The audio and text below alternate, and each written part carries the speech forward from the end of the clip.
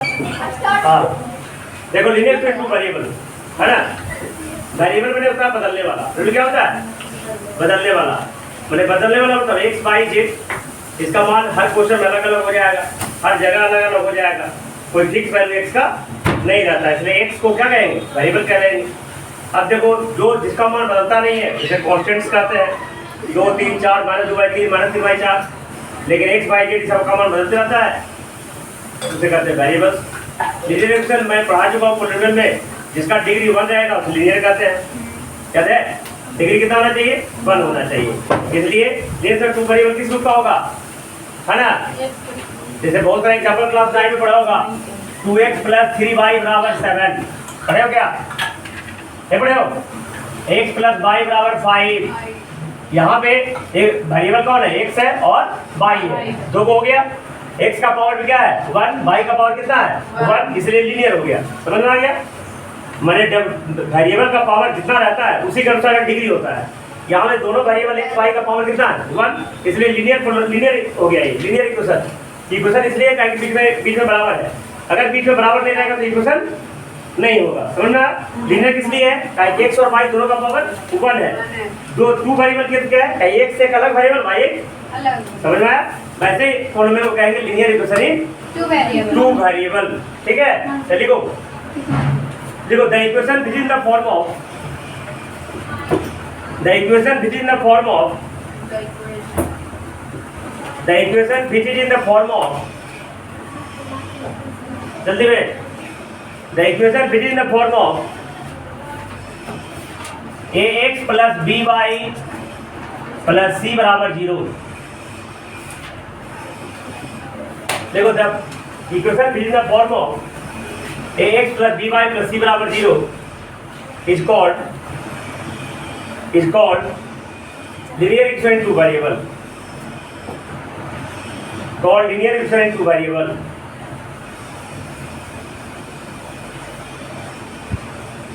नीचे paragraph change करके here x and y are variables,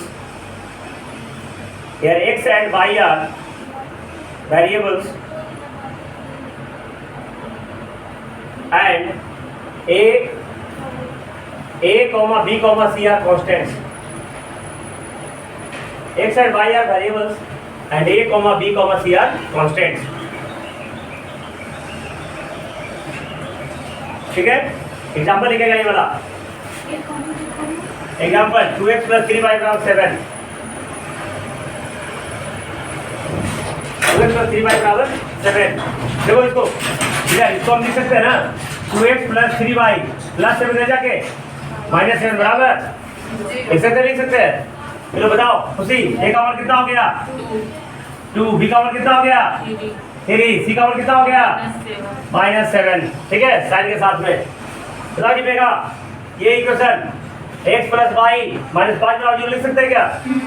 x + 5 दे जाके तो यहाँ a का वैल्यू कितना हो गया जी? 1, b का वैल्यू कितना हो गया? 1, c का वैल्यू कितना हो गया? -5। कोई दिक्कत?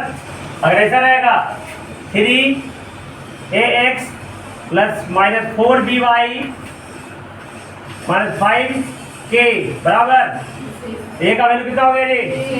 3a, x का कोएफिशिएंट, b का वैल्यू कितना हो गया? -4b, साइन के साथ में c का वैल्यू कितना हो गया? -5k। समझ में आ गया? a b c का वैल्यू निकालने के लिए एग्जांपल लिख लो फटाफट। लिख लिया? आगे बढ़े।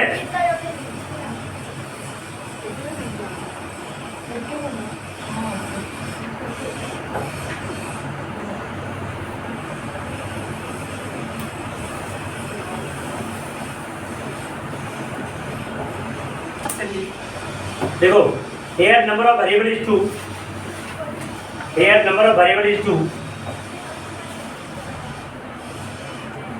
here number of variable is 2, so we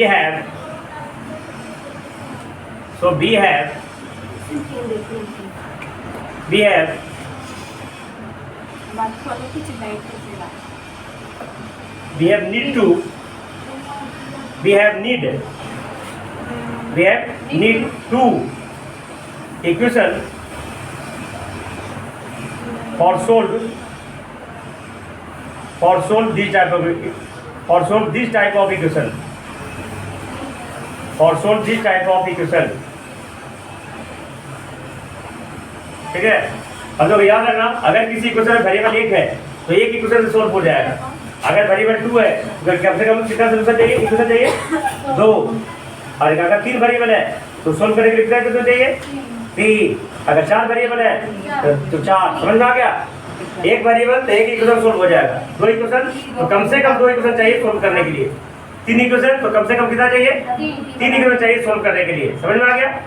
तो देखो let first equation is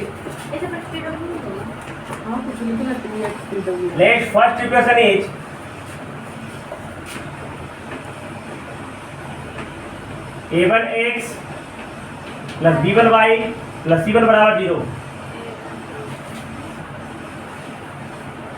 first equation is a1x plus b1y plus c1 बराबर 0 and second equation is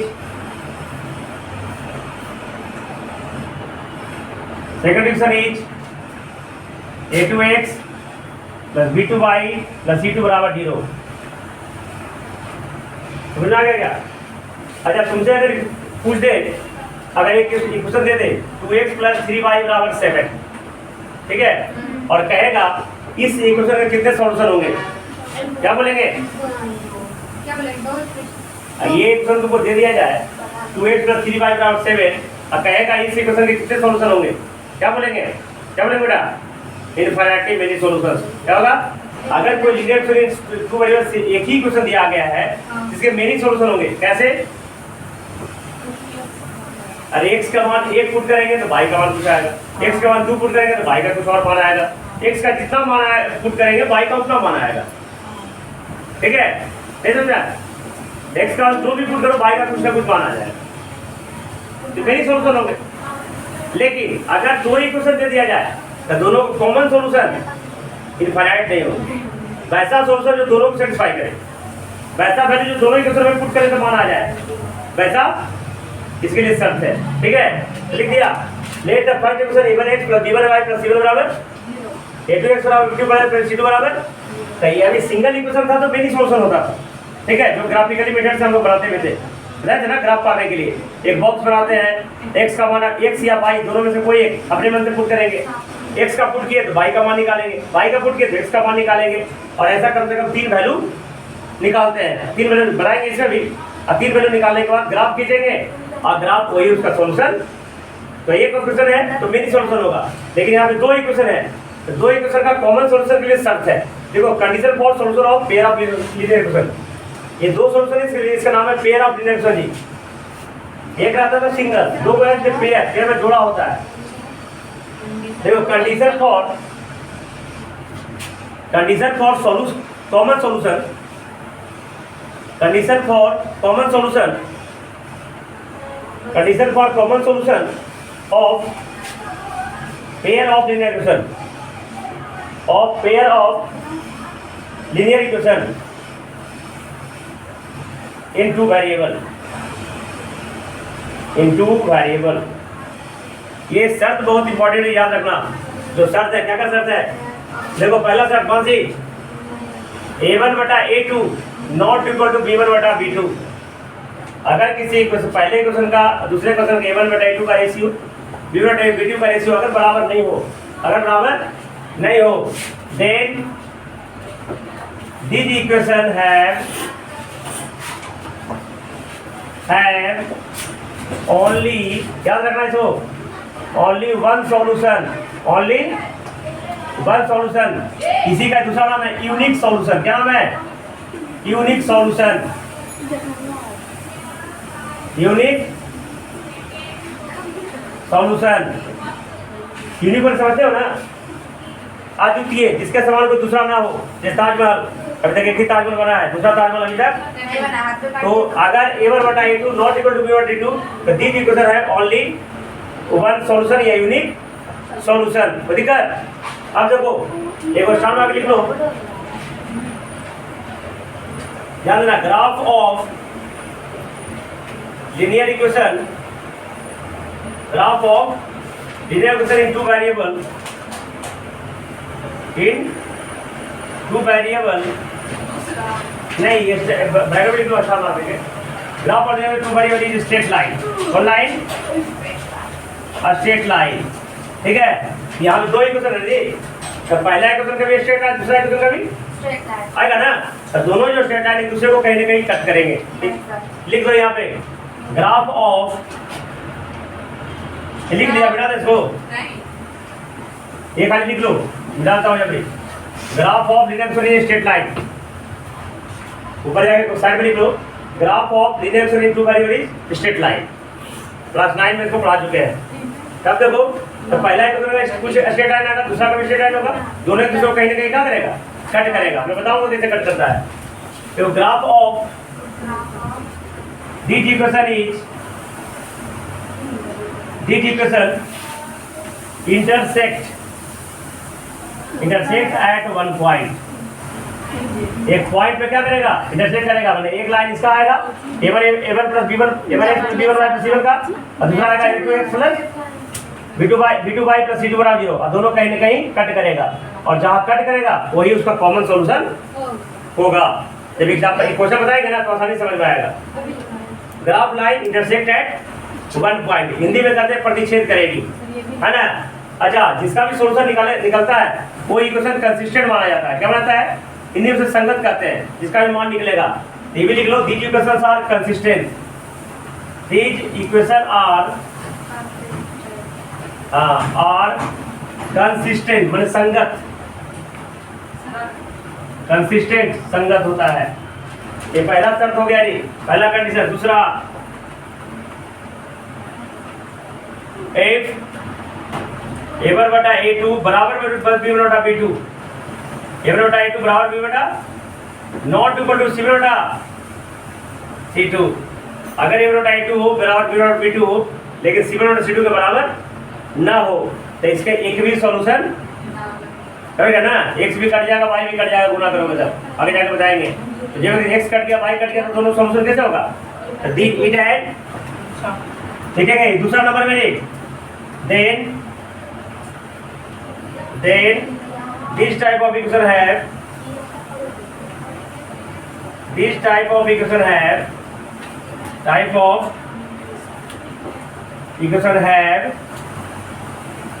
no solution, no माने एक भी नहीं, no solution, और no solution करने का मतलब no common solution। Single equation का तो सॉल्यूशन होगा ही, ऐसा समझ रहा है? समझे? सिंगल अलग अलग तो होगा ही सॉल्यूशन, लेकिन दोनों का कॉमन सॉल्यूशन एक भी नहीं होगा, ठीक है। और ग्राफ लाइन एक दूसरे के पैरेलल हो जाएंगे, कभी नहीं मिलेंगे, कहीं जैसा मिलता है जैसा सॉल्यूशन हो जाएगा, लेकिन एक भी लिखेंगे graph lines are parallel,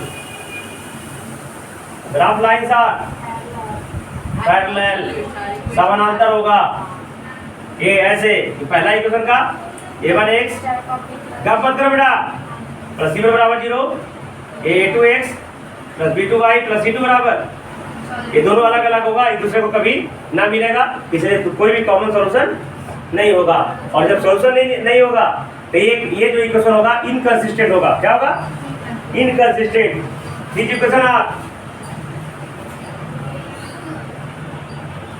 equations are inconsistent, असंगत होता है जी। समझ में आ गया क्या? देख लिया? आगे और तीसरा शर्त है, थर्ड नंबर, अगर a1 बटा a2 बराबर b1 बटा c2, जब तीनों बराबर हो तो इसके मेनी सॉल्यूशन होंगे। क्या होंगे? मैंने जो पहला इक्वेशन का जो सॉल्यूशन होगा, तो दूसरा इक्वेशन का खुले सेम टू सेम सॉल्यूशन होगा। मैंने एक सॉल्यूशन पहला दूसरा दोनों में कॉमन हो जाएगा। लिखेंगे then it has infinitely many solution, अब ग्राफ लाइन क्या करेगा? इधर देखो, जो पहला का वैल्यू तो दूसरा का वैल्यू, तो दोनों लाइन में एक ही लाइन बना होगा जी, इसलिए ग्राफ लाइन कोइंसाइड करेगा। क्या करेगा? लिख देता हूं मैं, graph lines are coincide to each other, graph lines are coincide to each other, मैंने फोटो ड्रॉ कर लेगा, दोनों एक ही लाइन पे जाएगा, और जब सॉल्यूशन निकल रहा है तो ये भी कंसिस्टेंट होगा। क्या होगा? These equations are consistent. These equations are consistent. ये कंडीशन याद रहेगा। अब लीनियर साइड में ना, लीनियर टू वेरिएबल का ग्राफ कैसा होता है? Straight line. अगर तुम्हारा स्ट्रेट लाइन नहीं आ रहा है तो कहीं ना कहीं तुम्हारा ग्राफ गलत ड्रॉ हो रहा है।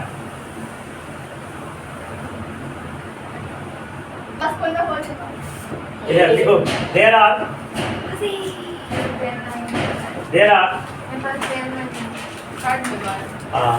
आगे there are 4 method for solve this type of equation of this type of equation। पहला देखो ग्राफिकली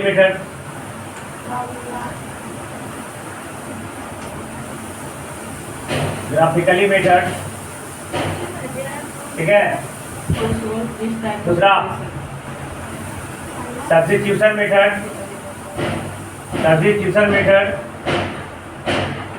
ठीक है। तीसरा एलिमिनेशन मेथड,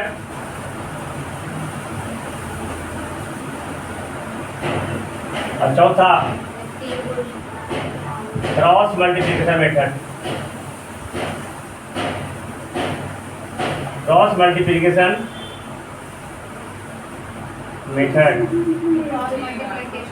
क्या जाएगा? और एक पांचवा, तुम लोग अंदाजे भी कर सकते हो, जैसे बच्चा में सपना पढ़ते थे heat and trial method. X का मान अपने अंदाजे पुट करेंगे और वाई का मान निकालेंगे, ला गया तो ला गया।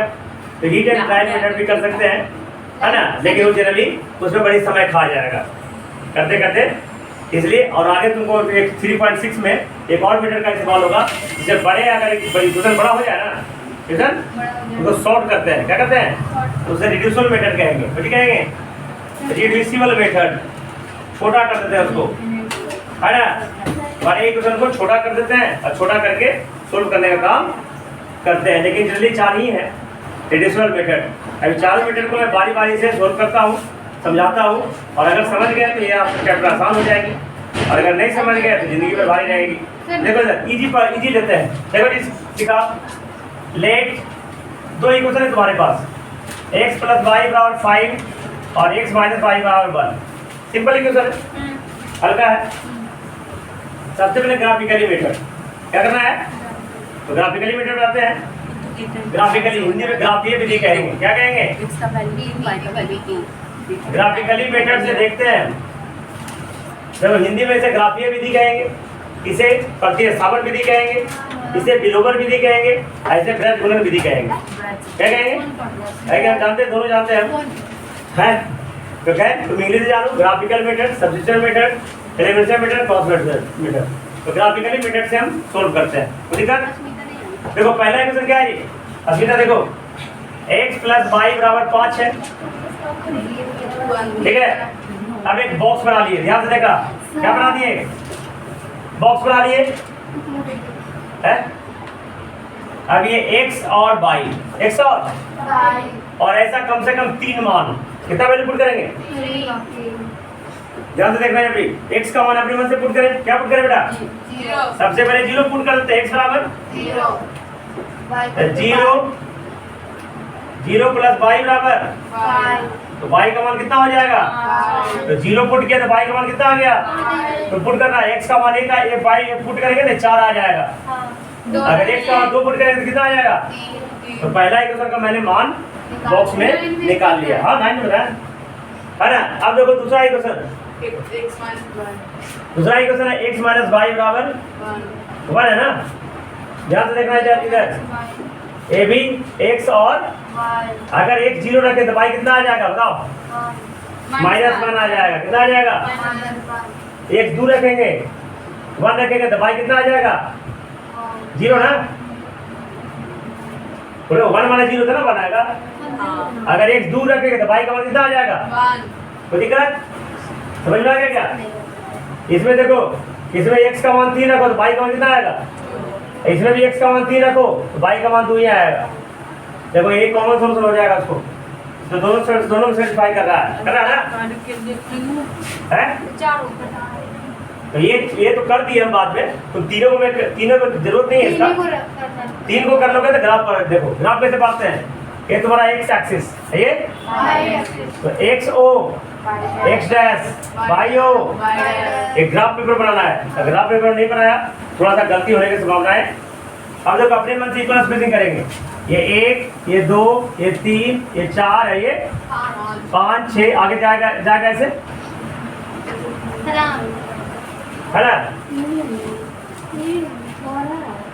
है ना? इधर -1 -2 -3 है ना, नजर सही रहना चाहिए, ये भी काम इस्तेमाल होता है।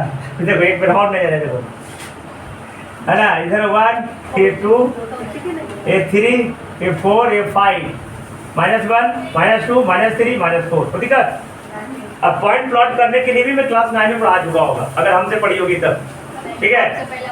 अब देखो 0 तक 5, 0 तक अभी ऐसा बताने के बाद बड़े लोगों को पॉइंट प्लॉट करने नहीं आता होगा। वैसे 0 तक 5, देखो 0 को लेके जाएंगे 5 तक, पॉइंट यहाँ हो जाएगा, ठीक है। 1 को 4 तक, 1 को लेके जाएंगे 4 के साथ इसी ऊपर सामने 4 हो गया। 2 को लेके जाएंगे 3 तक, पॉइंट यहाँ हो गया। 3 के लेके जाएंगे 2 तक, पॉइंट यहाँ होगा, और ये एक स्ट्रेट लाइन आएगा। और अगर स्ट्रेट लाइन नहीं आ रहा है तो भी तुम्हारा इक्वेशन कहीं ना कहीं ग्राफ तुम्हारा क्या है, गलत है। स्ट्रेट लाइन नहीं आएगा, मतलब सभी पॉइंट एक लाइन में आएंगे। कोई दिक्कत? तो पहला का ग्राफ लिख दिया, दूसरा ग्राफ कीजिए 0 तो -1, तो 0 तो -1 पॉइंट यहाँ, 1 तक 0 पॉइंट, 2 तक 1 पॉइंट यहाँ, और 3 तक 2 पॉइंट यहाँ। देखो इधर ये यहाँ पे कट गया जी, और जो कट गया 3 2 बना, यही इसका कॉमन सॉल्यूशन, जहाँ पे इंटरसेक्ट किया कि नहीं किया, क्या ना जी? अरे कोई एक जगह कटे करेगा, 1 0 थोड़ी कटेगा, 3 0 पे कट गया ना। तो ये पहला का ग्राफ, ये दूसरा ग्राफ, इंटरसेक्ट एट 1 पॉइंट, कहीं नहीं कट करेगा, सिर्फ एक जगह कट करेगा। कहाँ कट गया? 3 2, और जहाँ पे कट गया वही इसका कॉमन सॉल्यूशन हो जाएगा। हाँ 3 2, देखो इसमें भी है 3 2, उसमें भी है 3 2। देखो इधर इसका सब था A1/2, देखो A1 कितना है जी, 1, A1 कितना है, पहला इक्वेशन x का ऑपोजिट। A2 कितना है जी, 1। चलो B1 कितना है, B2 कितना है, -1। तो 1 नॉट इक्वल टू -1 है ना, बराबर है। ये 1/1 1, ये -1 बराबर है, इसलिए इसका ग्राफ क्या होगा, इंटरसेक्ट एट 1 पॉइंट। समझ में आया? जल्दी कॉपी करो फटाफट। हाँ देखो दूसरा देखो, सब्स्टिट्यूशन मेथड, खोजी सब्स्टिट्यूशन मेथड, ध्यान से देखना। देखो ये भी एक तरीका बहुत आसान है, और ये से क्वेश्चन को बनाने के लिए क्या देगा। अभी मैंने जो इक्वेशन लिया, क्या लिया, x + y = 5 लिया, और x - y = आंसर क्या आया था, देख लिया तुमने, 3 2 आया था। अब इसी को ग्राफिकली टाइप सब्स्टिट्यूशन मेथड से बनाते हैं। ये मेथड क्या है, ये पहला इक्वेशन है, दिखा है क्या, और ये दूसरा इक्वेशन है, तो दिखा। तो पहला इक्वेशन में x या तो y का मान निकालेंगे, x का मान निकालेंगे y के टर्म में, y का मान निकालेंगे x के टर्म में, समझ गया? और इसी x का वैल्यू को दूसरे इक्वेशन में पुट कर देंगे। समझ में आ गया? देखो इधर, देखो डीएसपी था, x + y बराबर क्या है, 5 है, क्या है 5, x बराबर, देखो दिखाकर प्लस y में जाके 5 - y हो जाएगा। और इस x का मान जो निकाले वो पहले इक्वेशन में पुट नहीं करेंगे, दूसरे में पुट करेंगे। पहले इक्वेशन में पुट करेंगे, निकालेंगे। जैसे आप पटना से चंडी से बिहार जाएंगे, आप बिहार में कुछ कम नहीं करें, चंडी चला है तो गए निकालेंगे, नहीं समझे? मैंने घूमोगे भी था ना ये, मैंने x का मान y के टर्म निकाले, पहले कर सकते हैं, पुट करेंगे तो जैसा था जैसे आ जाएगा, तो फायदा नहीं। इसलिए इस x का मान किससे पुट करेंगे, सेकंड इक्वेशन में। देखो इधर, put the